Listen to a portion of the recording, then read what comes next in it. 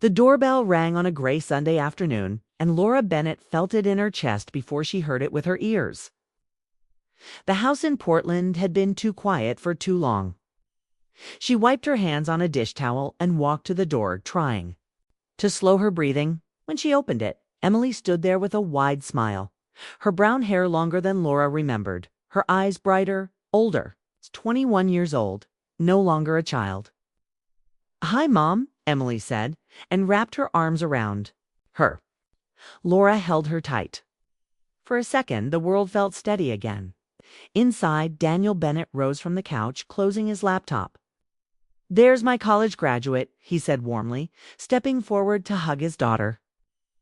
He looked proud, but something about him felt distant, like he was performing the role of a happy father instead of living it. Emily noticed. She noticed everything. The first hour passed quickly. Suitcases were carried upstairs. Emily's old bedroom, once frozen in time, felt smaller now. The posters were still on the walls, the shelves still filled with high school trophies and paperbacks. But she had changed. She could feel it. At dinner, Laura made roast chicken and mashed potatoes, Emily's favorite. They sat around the table like they used to. Emily talked about Boston, her writing classes, a professor who told her she had real talent. Laura listened with glowing pride. Daniel smiled and asked polite questions. But the rhythm between her parents felt off. They didn't interrupt each other anymore. They didn't laugh over small things. They passed dishes without their hands touching. When silence came, no one rushed to fill it. After dinner, Daniel excused himself for a phone call. "Work," he said casually, already walking toward the backyard. Emily watched through the window as he stood near the fence, speaking in a low voice. He wasn't smiling, but he looked gauged, focused in a way he hadn't been at the table. "Is he working on a Sunday night?" Emily asked. Laura kept her eyes on the sink as she washed plates. "Big project," she said lightly. Lots of pressure, but her shoulders were tight. Later, Emily found her mother sitting alone on the back porch swing. The sky was dark blue, the air cool. Laura stared at nothing. "You okay?" Emily asked softly. Laura turned, surprised. "Course. Why wouldn't I be?" Emily sat beside her. "You just seem tired." Laura gave a small laugh. "That's what happens when you get older." "That's not what I mean." The words hung between them. Laura's smile faded. "Marriage changes," she said carefully. "People get busy. Life gets complicated. Are you and Dad okay?" Laura hesitated. For years, she had protected her daughter from adult problems. But Emily wasn't a child anymore. "Oh?" "No," Laura admitted quietly. Emily's heart tightened. "Did something happen?" "No, not exactly." Laura looked out into the yard. "Sometimes nothing happens, and that's the problem." Emily thought about the dinner table, the silence, the way her father avoided looking at her mother for too long. "Do you think he's seeing someone?" Emily asked before she could stop herself. Laura inhaled sharply. She didn't answer right away. "I don't have proof," she said finally. "Just a feeling. He's distant. He guards his phone. He stays late at work. But I don't want to accuse him without knowing." Emily felt anger rise, quick and protective. "You deserve better than guessing." Laura looked at her daughter with sad eyes. "Marriage isn't a courtroom. It's not always about proof. Sometimes it's about fear." Inside the house, Daniel ended his call and stood still for a moment. He had seen them talking. He couldn't hear the words, but he knew what they might be about. Rachel's voice echoed in his mind. She had texted earlier, "I miss our talks already." Rachel worked in his department. She had started 6 months ago. Smart, kind, recently divorced. At first, she had just been someone to vent to during long meetings. She listened when Daniel spoke about feeling invisible at home, about how Laura seemed lost in her own world. Rachel didn't judge. She understood. Coffee breaks turned into longer conversations. Private jokes, shared frustrations. Daniel told himself it was harmless. He wasn't crossing a line. He wasn't that kind of man. But somewhere along the way, he began waiting for her messages. He felt seen. That night, in bed, Laura lay on her side facing the wall. Daniel lay on his back, staring at the ceiling. The space between them felt wider than the mattress. "Good night," Laura whispered. "Good night," he replied. Neither of them moved closer. Down the hall, Emily couldn't sleep. She kept replaying the porch conversation in her mind. She had always seen her parents as steady, solid, not perfect, but strong. The idea that something fragile was hiding beneath the surface unsettled her. The next morning, the house was bright and quiet. Daniel had already left for work. Laura sipped coffee at the kitchen table. "Dad left early?" Emily asked. "Meeting," Laura said. Emily nodded, but something felt off. That afternoon, Emily borrowed her father's tablet to look up a recipe. As she opened the browser, a message notification flashed at the top of the screen before disappearing. "I miss our talks already." Rachel. Emily froze. She hadn't meant to see it, but she had. Her heart pounded. She didn't open the message. She didn't scroll. She set the tablet down slowly, as if it might explode. Rachel, not a coworker named Mike, not a client. Rachel. That evening, Daniel came home looking tired. Kissed Laura lightly on the cheek. "Long day," he said. Emily studied him carefully. He looked normal, calm. But now she knew something he didn't know she knew. At dinner, the air felt heavier. Emily watched her father's phone light up once on the counter. He glanced at it quickly, then flipped it face down. Laura saw the movement. She pretended not to. After dinner, Emily followed her father into the garage where he was organizing tools. "Dad," she said evenly. "Who's Rachel?" The wrench in his hand stilled. He didn't turn around at first. "Someone from work," he answered. "She says she misses your talks." Silence filled the small space. Daniel finally faced his daughter. His expression wasn't angry. It was tired, almost defeated. "You weren't supposed to see that," he said quietly. "That's not what I asked." He rubbed his forehead. For a moment, he looked less like a father and more like a man who had made a mistake he didn't know how to fix. "It's not what you think," he began. Emily crossed her arms. "Then what is it?" Daniel struggled for words. "It started as work, just conversations. I felt understood. And Mom doesn't understand you." He swallowed. "It's complicated." Emily's voice softened, but her eyes stayed firm. "Is there something going on?" Daniel shook his head quickly. "Nothing physical, I swear. But maybe, emotionally, I crossed a line." The words landed hard. Emily felt both relief and anger at once. Relief that he hadn't gone further. Anger that he had. Gone far enough to hurt her mother. "Does Mom know?" she asked. "No, then she deserves to." Daniel looked away. For the first time, he saw his situation clearly. Not as secret comfort, not as harmless connection, but as betrayal waiting to explode. Inside the house, Laura stood at the kitchen window, watching the garage light glow in the dark. She sensed something was shifting, and she knew deep down that by the end of this summer, nothing in their home would feel the same.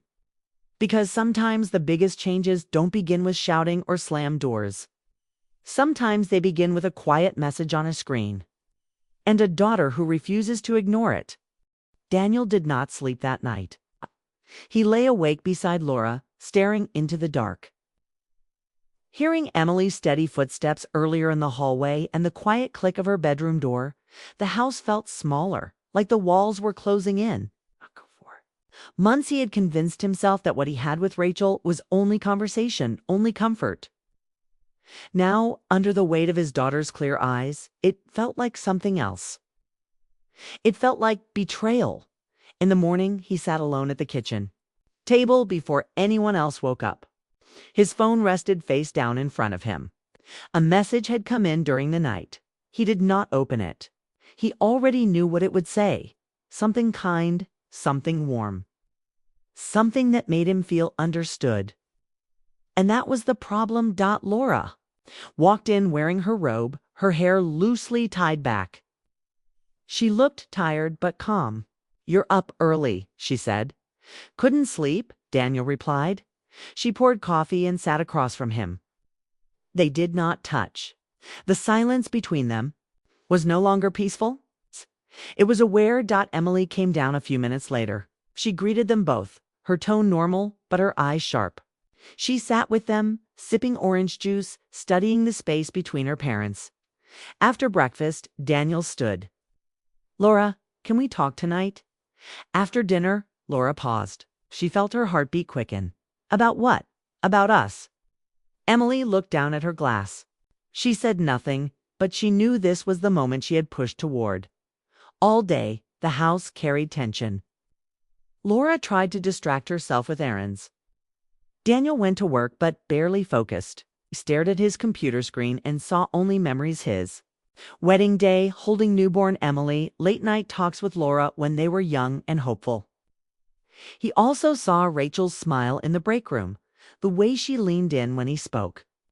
The way she said, "You deserve to feel heard." By afternoon, he made a decision. He walked to Rachel's office. She looked up, surprised to see him. "Everything okay?" she asked gently. Daniel closed the door behind him, but stayed near it. "We can't keep doing this." Rachel's expression shifted. "Doing what? Talking like this? Depending on each other like this? It's not fair to my wife." She studied him carefully. "Did she find out?" "My daughter did." Rachel exhaled slowly. There was sadness in her eyes, but also understanding. "I never wanted to cause problems." "I know," Daniel said. "And I take responsibility. I should have set boundaries." She nodded. "Are you going to tell her?" "Yes." Rachel looked down at her desk, then back up. "Then you should go home." There was no dramatic goodbye, no anger. Just two adults realizing a line had been crossed. Daniel left feeling heavy but clear. That evening, the three of them ate dinner in near silence. Emily kept her eyes on her plate. Laura felt every second stretch. When the dishes were cleared, Daniel spoke. "Emily, can you give us some time?" Emily nodded and went upstairs without argument. Daniel and Laura sat at the kitchen table, the same place where bills had been paid, homework checked, birthday cakes decorated. Now it felt like a courtroom. "There's something I need to tell you," Daniel began. Laura held his gaze. "Is this about Rachel?" He flinched. "You know her name?" "I'm not blind," she said quietly. "Seen the late messages. The way you smile at your phone." Daniel swallowed. "I've been talking to her for months." "Talking," Laura repeated. "Yes. At first it was just work. Then it became personal. I told her things I should have been telling you." Laura's chest tightened, but she stayed steady. "Did you fall in love with her?" "No." They's answer came fast and firm. "I was lonely. I felt like we stopped seeing each other." She listened. "That's all." "That's not small," Laura replied. "Listening matters." He nodded. "I know. And I should have fought harder for us instead of looking somewhere else." Tears filled Laura's eyes, but she did not let them fall yet. "Was there anything physical?" "No," he said honestly. "I swear." She studied him, searching for cracks in his words. She saw guilt, regret, fear, but not deceit. "Why didn't you talk to me?" she asked. "I didn't want to admit that we were drifting. It felt easier to pretend everything was fine." Laura leaned back in her chair. "We've both been pretending." Silence settled again, but this time it was not sharp. It was thoughtful. "I ended it today," Daniel said. "Completely," Laura blinked. "Just like that." "Yes, because I don't want to lose this. I don't want to lose you." The tears finally fell. Not dramatic sobs, just quiet grief. "You already almost did," she whispered. He reached across the table, hesitated, then placed his hand near hers without forcing contact. "Tell me what to do," he said. I'll do it. Laura looked at his hand. For years that hand had felt safe. Now it felt uncertain. I don't want promises, she said. I want effort, real conversations, honesty, even when it's uncomfortable. You'll have it, he said. Upstairs, Emily sat on her bed, straining to hear. She could not make out words, only tones. No shouting, no slammed doors. That gave her hope that when Laura finally came upstairs, her eyes were red but calm. Emily stood immediately. Mom. Laura pulled her into a hug. He told me. Emily held her tight. I'm sorry. It's not your fault, Laura said. Maybe it needed to come out. Are you going to leave him?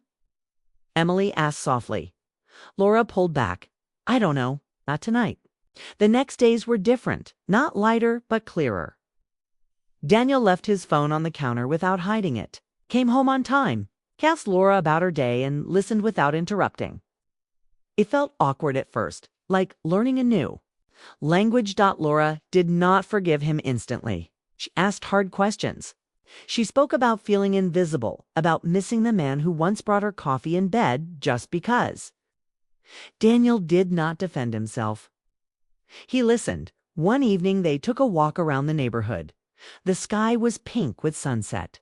They walked, side by side, not touching. I was scared of getting older, Daniel admitted. I felt like I was fading. Laura glanced at him. So was I. They both laughed softly at the shared confession. For the first time in months, they sounded like partners. Inside the house, Emily watched from the window. She saw them walking slowly, heads tilted toward each other. Not fixed, not perfect, but trying. That night, Laura sat on the edge of the bed. If we do this, she said, we do it fully. No secrets. No secrets. Daniel agreed. She reached for his hand. This time, she chose to. Weeks passed. The tension eased little by little.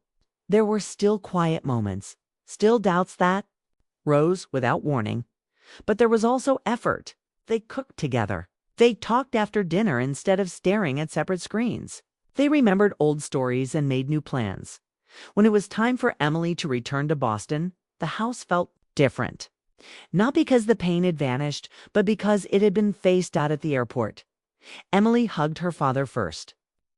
Take care of her, she whispered. I will, he promised. She hugged her mother next. Take care of yourself, too. Laura smiled, I will. As Emily walked toward security, she glanced back. Her parents stood close, not out of habit, but by choice. Daniel slipped his hand into Laura's. She did not pull away. They were not the same couple she had left 3 years ago. They were older, wiser, a little bruised, but they were honest, and sometimes honesty is where love begins again.